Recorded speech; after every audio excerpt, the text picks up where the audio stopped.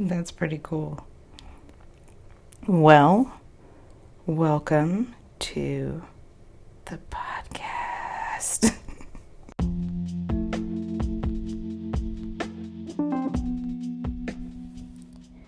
Welcome to Freedom to Fight. I'm your host, Anura Mathis, and today we have an exciting interview with Coach Mark Kondenko. He's a coach at Limitless Martial Arts. He is a blue belt in BJJ and Muay Thai.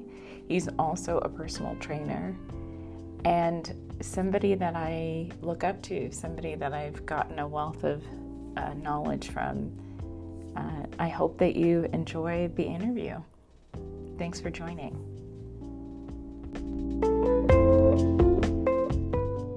So, why don't you introduce yourself?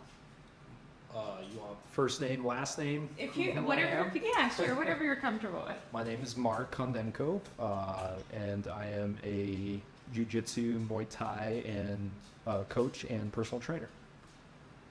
Nice to have you on the show. I get to train with Mark on a regular basis. He's a coach, to me. So I just want to kind of ask you about your journey, your MMA journey, like what got you involved and just details. So I've had an inkling for the sport. I've always gravitated towards it. I loved watching it when I was younger, boxing, kickboxing, and martial arts. Started with karate when I was really little, and then kind of quickly grew out of that because we didn't do like any one-on-one contact with MMA. It was all katas and just practice and form, no sparring really at that age. And so I got bored very quickly because I felt like you could very easily get close to perfecting forms quickly because it's just a set of moves. So always wanted to do more, and then ended up going down a few different paths for a while. And then I kind of got drawn back to jiu-jitsu. I got invited by a friend to go try jiu-jitsu out, and I thought I was going to be good because I've always been an athlete. And I thought I was like, oh, I'll be able to hold my own in the first class, we'll see. And then I just repeatedly got my ass kicked. So then I was like, okay, this is unacceptable. And then I got hooked ever since. And because it's the journey that you can never perfect, you're always trying to improve something. So that's kind of what got me into it. That's a good story. I didn't do any martial arts when I was young. I've not even done this for a year, so I'm learning quite a bit. What's your? I don't want to deviate from the question, so I'll if I have additional questions, I'll ask after. Yeah. What would you say is your biggest regret? Since you started training. Focus specifically in on training. Mm-hmm. Or just, I guess sparring, fighting, all of it. My only regret, I don't really have a lot of regrets in life. The only regret I have, honestly, when it pertains to this, is not doing wrestling in high school. Not doing wrestling in high school, because I would be way further along and probably a more accomplished MMA, have a more accomplished MMA career if I did. Why is that? Because wrestling is honestly the foundation of MMA.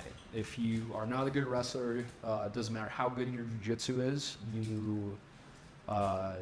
playing off your back is very dangerous when there's punchers involved. And so wrestling prevents you from being on your back, because that's a very bad thing in wrestling. And I would have not that I would be necessarily better, but I could have excelled more quickly, if that makes sense. My ceiling may not be higher, but I would have gone faster to my prime, if that makes sense. I don't see. Yeah. Okay. Good to know. Yeah. I'm learning. Okay, so what would you say is your biggest achievement, and not necessarily winning a fight, or just what would you measure that as? Well, I don't look necessarily at like specific events as achievements. I'm more of a person that focuses on the journey, right? I'm not looking for like an end goal, like this is what I need to achieve and I'll be happy. Because I think if you look at it that way, once you get to that point, you realize you're either done with the sport or just anything in life in general. You're like, you get to a point and then you're no longer happy because you're not working for that goal any longer, if that makes sense. It does. So I look more at the journey versus achievements. So the journey itself is the achievement.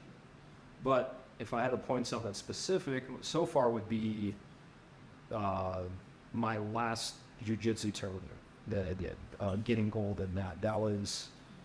It was a big, it's not necessarily the gold medal that mattered or the first place that mattered. It was, I worked my ass off and I worked specific techniques and I implemented those techniques during a live round and did exactly what I wanted to do. And that was a big achievement for me. When was this tournament? That was last year. It was 2 months before my first Muay Thai fight, so I think it was like June or something like that. Oh wow! Yeah. Okay, that was before I met you, I think. Yeah. It was either like June or August. I can't remember. I have a terrible long-term memory, so. But it was not soon. It was soon after I. Yeah, I think it was either like right as you started or right after you started, something like that. I didn't think I could do jiu-jitsu. I was just going to kind of ignore that part of the classes because when I started, it was the self-defense, and some of it was grappling, but I wanted to hit stuff. So that's what I was looking for. But jiu-jitsu is quickly becoming I love them just the same. Yeah.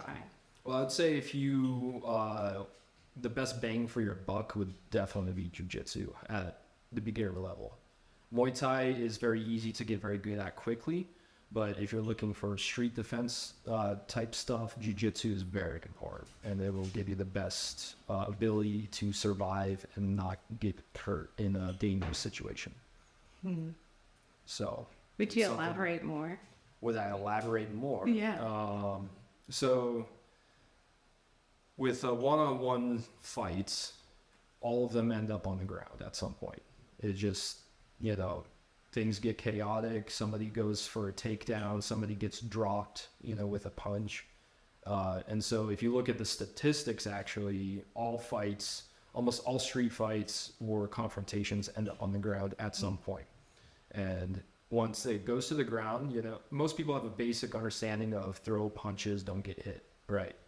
Everybody has that basic understanding and they understand that principle. But once it goes to the ground, nobody understands the principles to staying safe on the ground.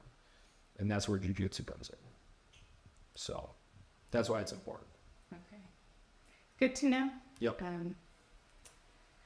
Okay, so I have a final question for you, and then you can ask me a question if you'd like. Sure. My final question is, what is your advice for people that are wanting to get into MMA? Pups gonna be pups. It's just as noisy. You're good. So my biggest piece of advice is kind of what I said about achievements and accomplishments. It's be mindful of the journey and not necessarily look to accomplish anything. Focus on improving your skill set and enjoying the process of that, and you will never get tired of training. A lot of people get burnt out because they have this goal in mind. They're like, they started as a white belt or something. They're like, I want to work my way up to blue belt. Well, guess what? It took me 4 years to get my blue belt, which is like double the typical time it's supposed to take. And there's a lot of reasons for that, but if I didn't have that mindset of the journey is more important than the end goal and accomplishing a specific belt or anything like that, I would have gone burnt out and quit a long time ago. So that would be my biggest piece of advice, is just enjoy the journey, improve yourself, and compete with yourself, not with anybody else. Because it's very easy to get in that mindset of, I'm doing this to be better than my classmates, or I'm doing this to get gold medals at the tournament, or I'm doing this to win fights. So that would be my biggest piece of advice. And one more question. More? Ask away. How would you say that what's the best way to go about that? What's the best way to really enjoy the journey and not get caught up in? Don't compare. I mean, it just goes along with anything in life, like anything you're striving for in life. It's especially with like social media, Instagram.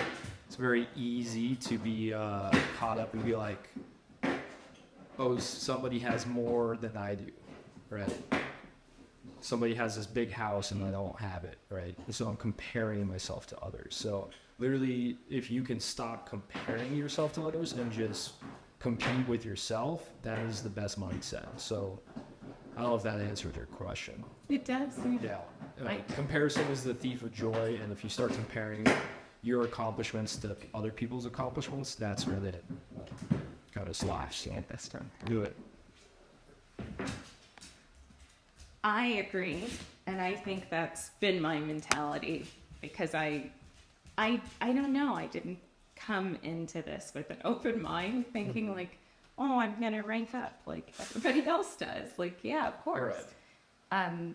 But yeah, it's been a journey for me. Good.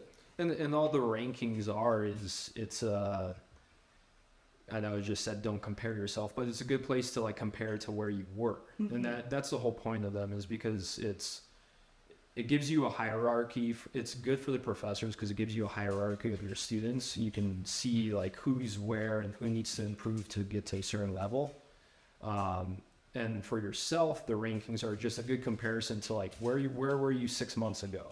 You know, maybe you get up to blue belt, and then you have no stripes, and then maybe in 6 months from then you have 2 stripes. You know, it's just a good measuring stick of your progress, and that's all it should be. It shouldn't be like, oh, I'm 3 stripes ahead of somebody, so I should be able to kick their ass. It's like, no, it's like you're 3 stripes ahead of where you started 6 months ago. Yeah. I got a chance to train with Crew Diana yesterday. Awesome. And there's a blue belt there, Annie, I think. I don't think I met her. And we had a good time. We had a good class, like good. Kind of learning from each other. But awesome. Every blue belt is different. Yeah. Yeah. And there's a big difference between a competitive blue belt and a hobbyist blue belt, or just any belt rank, honestly. Hobbyist? Is that what you said? Yeah. Huh. Yeah. So, and you're going to find out there's levels to everything, even at black belt. Like, I've rolled with black belts that are just very relaxed, and they can definitely kick my ass. But then there's a level to a competitive black belt where it's like you literally have 0 chance to do anything, because they've been doing this since they were 7 years old, and they've competed on the world stage. Interesting. Yeah. Huh. So there's levels to everything. I am learning so much. I appreciate you answering these questions. And if you have a question for me, what got you into it? I'll just flip the question back at. Sure. I have thought about this, and I have quite a long answer, but I will my long answer will be in a different episode. Okay. But I told Cody this, that I was looking to learn how to do a backflip, which is not what we do there. Okay. But I've taken self-defense classes before, and I didn't want to take a class that wasn't going to really benefit me. And when I started with the women's class, like I really enjoyed that at Limitless. And it was, the quality of the class was so much better than the classes I took in Texas, but it still wasn't enough. Like I needed something more, and it just has been the perfect thing for me. But it's so strange that I did not think it would manifest this way at all. Like I like progressing. I like being a part of a group. And I did sports when I was younger, but they were all individual sports. I was only a runner. So it feels like I'm a part of a team, even though it's an individual thing. Right. And that's the big difference with martial arts and MMA. Because, like, if you don't have a training partner, you can't really progress. Whereas, like, say, track and field or swimming, like, you can definitely progress on your own. You might need a coach to make you better, but you don't need a teammate to make you better. You know, you can get better on your own. Versus MMA, you don't have a good training partner and people that can push you and be competitive with you, you're not going to get any better. And that's where it's really is a team environment. You know, we compete individually, but we get better as a team. So I'm coming to understand that role because I get partnered with people that are white belts and teaching them what I know. That's a really difficult thing, but right. I don't know. I think I really just wanted to learn a new skill and feel strong, I guess, but I really don't think there should be, I think men and women should have this skill. And I know I'm just putting two genders, and I'm just saying that I think everybody should have these skills. Yeah, absolutely. I think children should have these. I think everybody should be able to fight each other, and it should be an equal fight. You know? Yeah. Well, and that's the thing. I think it would make, if everybody was like mandated to at least like be proficient in this, like I think it would just make society a better place. Because it takes care of like so many self-confidence issues. It takes care of like women being afraid of men. Granted, if everybody trains, then women will still have a little bit of disadvantage because of strength and stuff, but at least they have a fighting chance then, you know, versus like a lot of women, if they don't train, they don't have a fighting chance if they're attacked by a man, you know. And so and I understand it's really emotional for a lot of women, and that's awesome that you got started through the women's class. And that's the whole point of that, is to introduce them gently to the art and kind of open the door for them and be like, hey, you need to do more of this to be proficient and be able to protect yourself, you know. So it's not one of those Krav Maga like heel stomp, groin strike classes where it kind of gives them a false sense of confidence. No, if you really put the time and effort into this, you could be able to fight off a bigger attacker, you know. So, yeah. So I'm glad I'm on this journey, but good. Thanks for the question. Do you have any other questions, or is it okay for us to close? We can close. I don't think I have anything off the top of my mind. So. Okay. Well, thank you for doing this. Yeah, absolutely.